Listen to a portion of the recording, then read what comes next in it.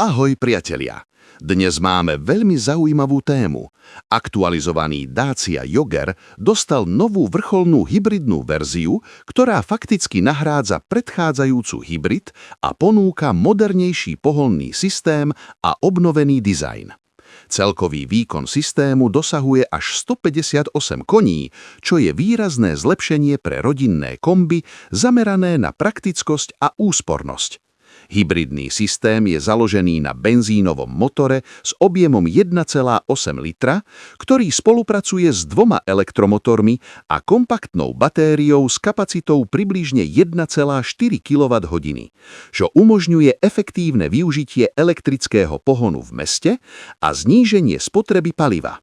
Vo výbave Journey model získal obnovenie exteriéru, novú masku chladiča, moderný LED svetelný podpis svetlometov a zadných svietiel, anténu typu žramočia plutva a nové farby karosérie vrátane Sandstone Metallic.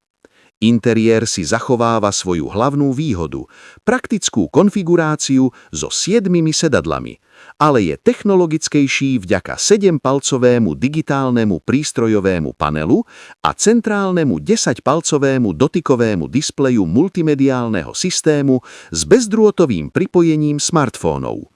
Z hľadiska bezpečnosti vozidlo spĺňa aktuálne normy EÚ a ponúka obnovený balík ADAS, vrátane automatického núdzového brzdenia, rozpoznávania dopravných značiek a asistenta udržiavania v jazdnom prúhe.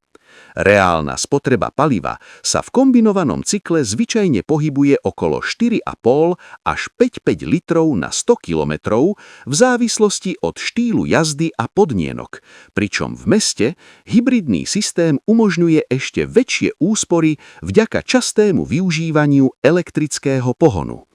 Celkovo nový Jogger 2026 kombinuje praktickosť rodinného auta, moderné technológie a efektívny hybridný systém a zostáva jednou z najdostupnejších možností vo svojom segmente.